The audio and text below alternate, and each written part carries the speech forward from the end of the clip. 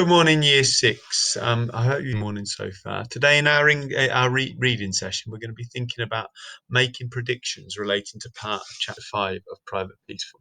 Okay. To be successful with that, we'll need to think carefully about what a question's asking. If we do that, we'll also need to think about what within the text suggests how things have unfolded, so how things have developed that might have led us to the point where we know what's going to happen next. We'll think as well about what evidence we can find, whether it's a direct quotation or if it's a reference to other evidence that we can show to support our point and our prediction. We'll model one of the answers within that when we look at the prediction section. First task, guys, who did which of these things? Okay, so shout out your answer and maybe write it on your sheet. So thinking back about a bit of recall from the text so far. Who lives with the Colonel now? Well, we're up in the story. Who's living with the Colonel? Who threw the wolf woman out of the Colonel's house earlier in the narrative? So who was that person who got fed up with that woman living there? Who didn't want to go swimming? So which character, when they were given the chance to go swimming, because of being reticent, being nervous about taking their clothes off, who didn't want to do that? Who had a funeral for his mouse? So which character was so enamored by their mouse, which character cared so much for their mouse that they decided to have a funeral for them? Which character got into a fight with Jimmy Parsons? It might have been about their brother, have a clue, but it wasn't about Charlie. Which other brother might it have been about? And who was the first character to fight to fight Jimmy Parsons? So who tried to get into a brawl with Jimmy Parsons? And because of that brawl, Jimmy and the character who got in the fight, or the character who ended the fight, which was Charlie in the end. So Jimmy and Charlie ended up getting punishment. But who was the punishment from? Which adult gave them that punishment? Okay. See if you can write down your answers on the sheet if you've already shouted them out. Guys, what we're going to do with the vocabulary is read through pages 67, 68, 69, and 70. Is we're going to look at a section of the page and see if we can elicit from that section of the page where that vocabulary might be. We're going to look at page 67 first, then I'll show you that there's two sections to the page, and we'll see if you can find out where the right vocabulary to fill the gap in the sentence for you is. It'd always been like that, she said. This is Molly talking about her father when Tommy's gone round to their house. It'd always been like that, she said. He says I'm wicked, born in sin. Mother says he's only trying to save me from myself, so I won't go to hell. He's always talking about hell. I won't go to hell, will I, Tomo? Again, Molly showing the doubt in herself. I did what I did next without thinking. I leaned over and kissed her on the cheek. She threw her arms around my neck, sobbing as if her heart would break, showing how desperately sad she is. I so want to see Charlie, she cried. I miss him so much. She's cuddling Tommy and she's talking about Charlie. And if you think about how that will make Tommy feel, he's not going to feel that she's focusing on him, is she? That was when I remembered to give her the letter. She tore it open and read it at once. It can't have been long because she read it so quickly. Tell him yes. Yes, I will, she said, her eyes suddenly bright again. And this idea of eyes being bright again. It's not about somebody having a light and shining the light into their eyes. The brightness is about how they're responding to the circumstances they're faced with. And it shows excitement, it shows happiness, it shows joy. Just yes, I asked, intrigued, puzzled, and jealous all at the same time. Jealous because he's fed up that Charlie and Molly have something special. Puzzled because just yes, but intrigued because just yes doesn't tell you anything and you want to know what yes is to. So there's quite a lot of emotions there, but he's puzzled because he doesn't know. He's jealous because he's not in the loop, as it were. And intrigued means that he wants to find out more. He wants to know more. Yes, same time, same place tomorrow. I'll write a letter back and you can give it to Charlie. All right? She got up and pulled me to my feet. I love you, Tomo. I love you both. And Big Joe and Bertha. She kissed me quickly and was gone. Right, guys, looking at this first section then, we think about what the angry girl might do with the letter. So if I look there for the clue, I'm looking for the word letter. So if I look in this section, I can see the sentence around the letter. That was when I remembered to give her the letter. What did she do? She tore it open. So the angry girl tore open the letter she received from school. She's angry. She's desperate to open something. Might be punishment. Letter sending, teacher sending punishment via letter. I like that idea. Okay, so we've got the idea. The verb was in the area of the text which referred to the letter. So you've got to look for those clue points. Now, if somebody in the second sentence is so desperate to do something, they'll go in a door that says closed. So what's that action in the blue section that might show somebody's desperate to do something, somebody wants to find something out? Right, guys, carrying on. That was the first of dozens of letters I delivered from Charlie to Molly and from Molly to Charlie over the weeks and months that followed. All through my last year at school, I was their go-between postman. I didn't mind that much because it meant I got to see Molly often, and which was all that really mattered to me. It was all done in great secrecy. Charlie insisted on that, and that says something about how the peacefuls are perceived by Molly's family and the Colonel. He made me swear on the Holy Bible to tell no one, not even Mother. He made me cross my heart and hope to die. Molly and I would meet most evenings and exchange letters in the same place, down by the brook, both of us having been made quite sure we were not followed. We'd sit and talk there for a few precious minutes, often with the rain dripping through the streets, through the trees. And once I remember with the wind roaring about us so violently that I thought the trees might come down on us. Fearing for our lives, we ran out across the meadow and burrowed our way into the bottom of a haystack and sat there shivering like a couple of frightened rabbits. It was in the shelter of this haystack that I first heard news of the war. When Molly talked, it was often, if not always, about Charlie. She'd forever be asking news of him. I never showed her I minded, but I did. So I was quite pleased that day when she started telling me about how all the talk up at the big house these days was of war with Germany. Such a strange emotion to feel pleased about hearing about the war being talked about, but it's because he's just desperate for it not to be focusing on Charlie.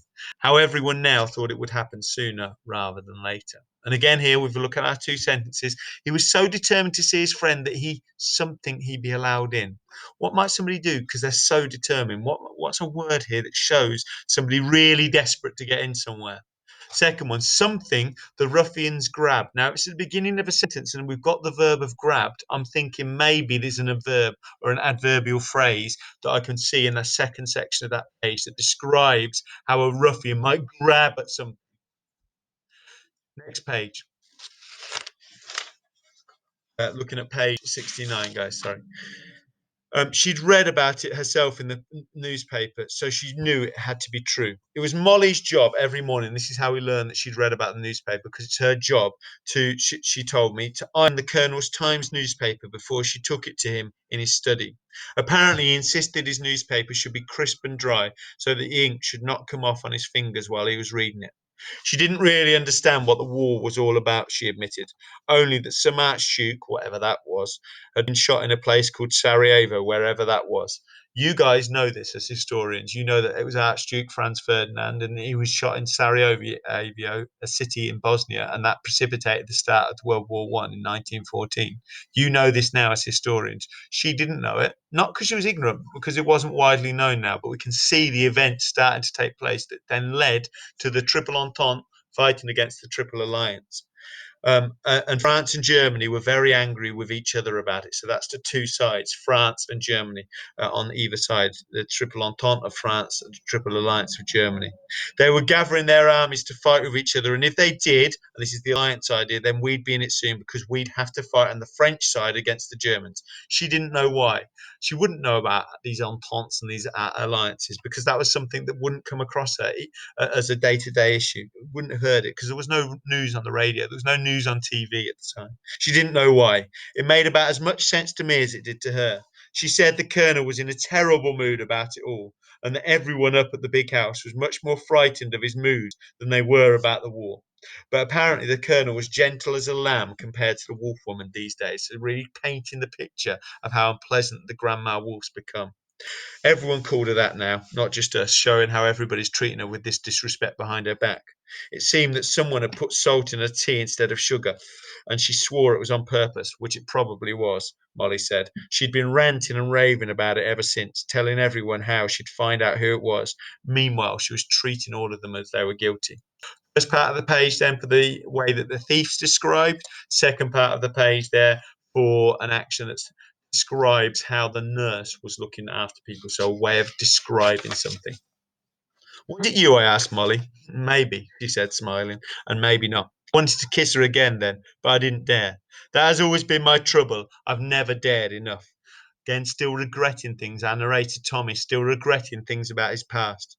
Mother had it all arranged before I left school. I was to go and work with Charlie up at Mr. Cox's farm. Farmer Cox was getting on in years and with no sons of his own was in need of more help on the farm. He was a bit keen on the drink too, Charlie said. It was true. He was in the pub most evenings. He liked his beer and skittles and he liked to sing too. He knew all the old songs. He kept them in his head, but he'd only sing if he'd had a couple of beers. So he never sang on the farm. He was always rather dour on the farm, but fair, always fair. I went up there mostly to look after the horses at first. For me, it couldn't have been better. I was with Charlie again, working alongside him on the farm. I'd put on a spurt and was almost as tall as him by now, but still not as fast nor as strong. He was a bit bossy with me sometimes, but that didn't bother me. That was his job after all. Things were changing between us. Charlie didn't treat me like a boy anymore, and I like that. I like that a lot. So you can see now that Tommy's growing up and he's being perceived as growing up by Charlie, and he respects that. He enjoys that feeling that he's being treated maybe more as an equal. Not quite as an equal, he's being bossed around still a little bit, but he's being treated less as a child, more as an adult now.